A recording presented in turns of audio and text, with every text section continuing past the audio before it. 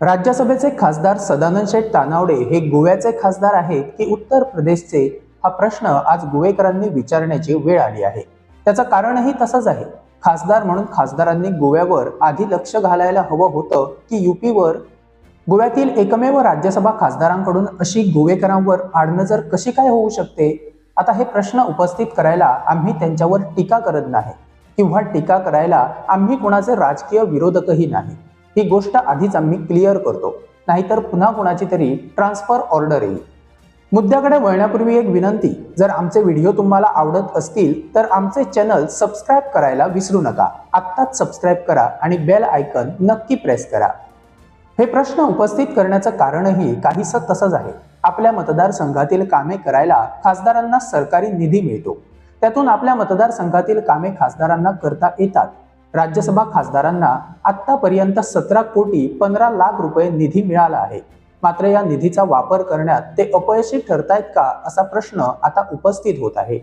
या निधीतून त्यांनी आतापर्यंत सरकारी आकडेवारीनुसार फक्त 3 कोटी 33 लाख 15,956 इतकाच निधी वापरला, तर उर्वरित 13 कोटी 81 लाख 84,044 रुपये अजून त्यांनी वापरलेले नाहीत। Ministry of statistics and programme implementation या केंद्रीय सरकारच्या वेबसाईटवर उपलब्ध असलेल्या माहितीतून ही आकडेवारी समोर आली आहे। आता हा डेटा आमचा नाही, हा केंद्र सरकारचा आहे, त्यामुळे आम्ही म्हणतोय असं अजिबात नाही। याच अहवालात त्यांच्यावर तांबडा शेरा आहे की निधी वापरण्यात कुठेतरी ते अपयशी ठरले।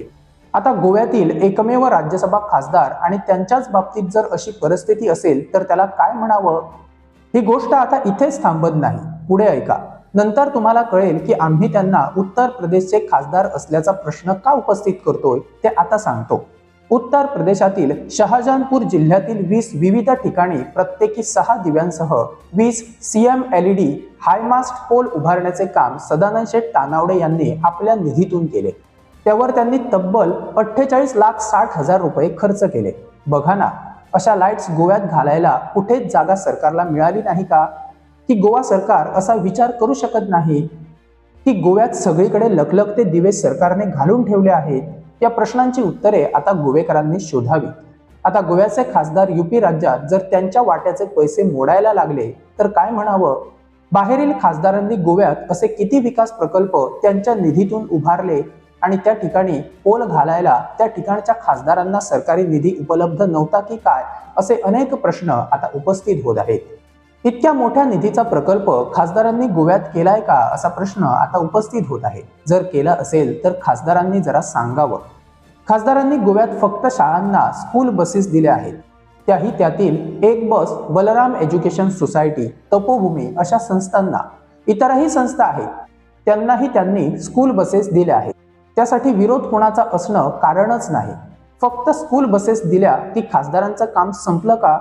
आणि तसंही जो प्रकल्प खासदारांनी यूपी मध्ये केला तसा गोव्यात करणं त्यांना खरंच शक्य नव्हतं का?